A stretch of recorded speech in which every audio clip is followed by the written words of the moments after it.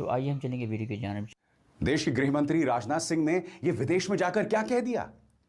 वो किर्गिस्तान के SCO summit जाते हैं और वहां कहते हैं कि आतंक का कोई मजहब, कोई देश नहीं होता।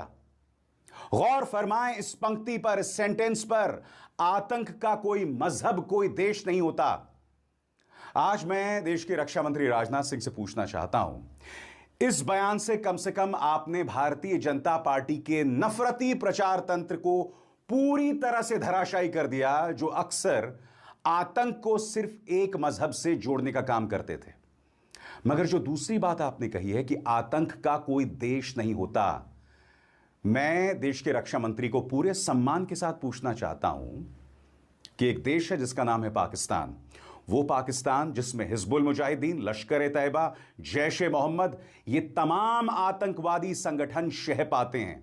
ये वो देश है जिसका आईएसआई भारत विरोधी आतंकवादी संगठनों को ट्रेनिंग देता है। ये कोई कल्पना नहीं है, ये एक फैक्ट है। और आपने किर्गिस्तान में एससीओ समिट में जाकर कह दिया कि आतंक का कोई देश नहीं होता। अब तो पाकिस्तान इसे हाथ में थामकर, इसे झुंझुना बनाकर भारत को हर जगह शर्मिंदा करने की कोशिश करेगा, क्योंकि रक्षा मंत्री राजनाथ सिंह ने कह दिया आतंक का कोई देश नहीं होता। मैं रक्षा मंत्री राजनाथ सिंह को बताना चाहता हूं, यह वो पाकिस्तान है जिनके पूर्व सैनिक शासक जनरल जियाउल हक ने कहा था कि मैं भारत को 1000 घाव देकर ब्लीड करना चाहता हूं। I want to bleed India 1000 cuts. यह जियाउल हक का बयान था दोस्तों, जो उन्होंने 80 के दशक में दिया था। यह सोच है पाकिस्तानी एस्टैब्लिशमेंट की। और यहां हमारे रक्षा मंत्री किर्गिस्तान में जाकर एससीओ समिट में कह देते हैं कि आतंक का कोई देश नहीं होता। एक के बाद एक भारतीय जनता पार्टी, उससे जुड़े नेता, मंत्री, भारत के जो कूटनीतिक हित हैं, डिप्लोमैटिक इंटरेस्ट हैं, खासतौर से पाकिस्तान को लेकर, अमेरिका को लेकर, आलोचक कह रहे हैं कि आप उन्हें नुकसान पहुंचा रहे हैं। राम माधव ने क्या कहा था? अमेरिका के सामने जाकर कहा था कि जहांपना तुस्सी ग्रेट हो, तोहफा कबूल करो। उसकी भी हम चर्चा करेंगे, मगर सबसे पहले सुनिए राजनाथ सिंह ने क्या कहा। मेरे हिसाब से दोस्तों, उन्होंने जहां तक पहली बात कही कि आतंक का कोई मजहब नहीं होता, वहीं तक रुक जाना चाहिए था। उन्हें यह कतई नहीं कहना चाहिए कि आतंक का कोई देश नहीं होता, क्योंकि अब इसने पूरे नैरेटिव को बदल दिया है। सबसे बड़ी बात, भारत के खिलाफ पाकिस्तान ने बाकायदा आतंकवादी गतिविधियों को सहारा दिया है। मैं समझ नहीं पा रहा हूं कि राजनाथ सिंह जी, जो मेरे हिसाब से एक निहायत ही समझदार, सुलझे हुए व्यक्ति हैं, उन्होंने ऐसा बयान क्यों दिया। सुनिए क्या कहा देश के रक्षा मंत्री ने। हमें यह नहीं भूलना चाहिए कि आतंकवाद का न कोई देश होता है और न कोई धर्म। टेररिज्म और इनोसेंट ह्यूमैनिटेरियन लॉस के लिए कोई भी वजह, चाहे वह वास्तविक हो या काल्पनिक, जायज नहीं है। मैं फिर पूछना चाहता हूं राजनाथ सिंह जी से, क्या आप भूल गए कि पाकिस्तान पिछले कई सालों से भारत के खिलाफ क्या कर रहा है? क्या आप भूल गए पहलगाम आतंकवादी हमले में क्या हुआ, जिसका दोष आपने पाकिस्तान पर मढ़ दिया था तुरंत, जब तक कोई प्रमाण भी नहीं आए थे, कोई फैक्ट्स भी नहीं थे, तभी आपने पाकिस्तान पर दोष मढ़ दिया था। जब आप वहां पर इतनी जल्दबाजी कर रहे थे, तो यहां आपको किर्गिस्तान में जाकर यह कहने की क्या जरूरत पड़ रही थी कि आतंक का कोई देश नहीं होता? जाहिर सी बात है, कांग्रेस ने इस पर करारा प्रहार किया है। कांग्रेस के मीडिया सेल के प्रभारी जयराम रमेश ने कहा, कल रक्षा मंत्री ने साफ तौर पर प्रधानमंत्री की मंजूरी और उनके कहने पर बिश्केक में बोलते हुए पाकिस्तान को शर्मनाक तरीके से क्लीन चिट दे दी है। क्या पाकिस्तान आतंकवाद का केंद्र नहीं है?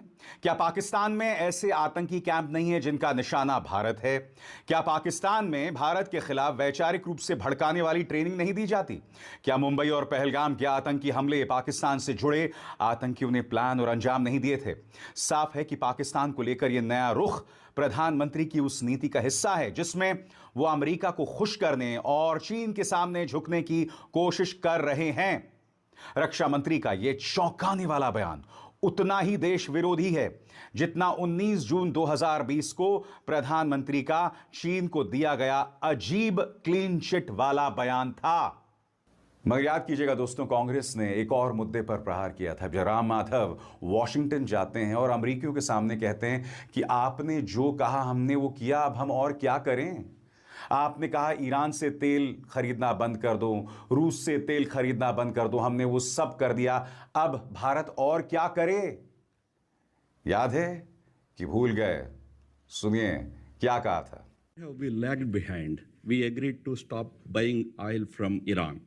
We agreed to stop buying oil from Russia, facing so much criticism from our Indian opposition. We agreed for 50% tariffs. Agreed means we did not say anything. We maintained our patience. 50% tariffs we agreed. Today, in the new trade deal also, we agreed for 18% tariffs, higher than what it used to be. I mean, average tariff. So where is India lagging behind in that? What are those issues that where India is not doing enough? ये बात अलग है दोस्तों कि राम माधव जो हैं वापस आते हैं और कहते हैं कि मैंने जो कहा गलत कहा। यानी कि अमेरिका में जाकर अमेरिकियों के सामने यह कह देना कि जहांपना तुसी ग्रेट हो, तोहफा कबूल करो, और यहां भारत में आकर कहना कि भाई मुझसे गलती हो गई, जो मैंने कहा वो गलत है। अमेरिकियों के लिए कुछ और भारतीयों के लिए कुछ और। अब आप समझ रहे हैं दोस्तों, भारतीय जनता पार्टी कूटनीतिक तौर पर इस देश का किस तरह से मजाक बना रहा है। इनके प्रचार तंत्र, इनके गोदी मीडिया ने आपको यह कहकर बेवकूफ तो बना दिया कि प्रधानमंत्री नरेंद्र मोदी विश्व गुरु हैं, मगर हर गुजरते लम्हे के साथ ऐसे बयानात दिए जा रहे हैं जो भारत के हित में नहीं है। मुझे बताइए किस नजरिए से देश के रक्षा मंत्री राजनाथ सिंह के इस बयान को जायज ठहराया जाए जिसमें वो ये कह रहे हैं कि आतंक का कोई देश नहीं होता। यह तो पाकिस्तान को खुश करने वाली बात है। और ये दो इकलौते नेता नहीं हैं, याद कीजिएगा। माननीय लेजर आइज एस जयशंकर ने क्या कहा था कि चीन इतना बड़ा देश है, हम उनसे कैसे मुकाबला करेंगे? याद है कि भूल गए आप? सुना जाए। No, not at all. Look, they are the bigger economy. I mean, what am I going to do? As a smaller economy, I'm going to go pick a fight with a bigger economy. It's not a question of reactive, it's a question of having common sense. स्वतंत्र और आजाद पत्रकारिता का समर्थन कीजिए, सच में मेरा साथी बनिए। बहुत आसान है दोस्तों, इस ज्वाइन बटन को दबाइए और आपके सामने आएंगे ये 3 विकल्प, इनमें से एक चुनिए और सच के इस सफर में मेरा साथी बनिए। मैं फिर आपसे पूछना चाहता हूं, अगर इसी तरह का कोई बयान राहुल गांधी ने दिया होता, अखिलेश यादव ने दिया होता, तो आपको अंदाजा है कितना बवाल मचता।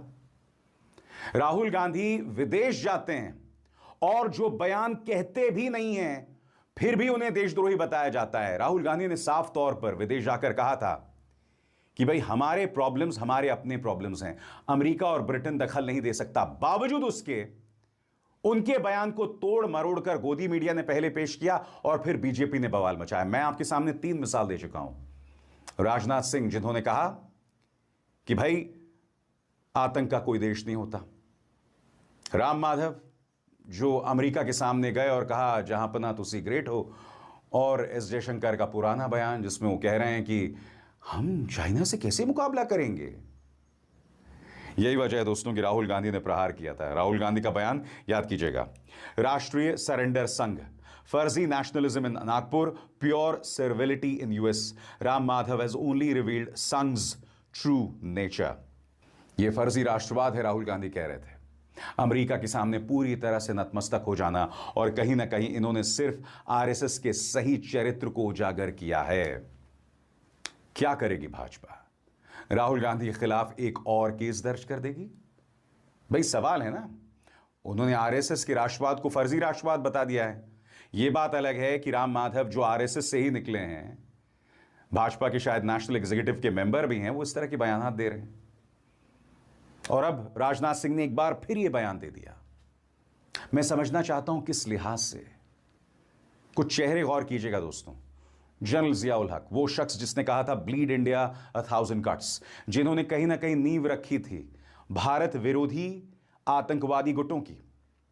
मौलाना मसूद अजहर, जैश ए मोहम्मद का आतंकवादी, हाफिज सईद, लश्कर ए तैयबा, एक से एक आतंकवादी जो अब भी जिंदा हैं वहां हैं।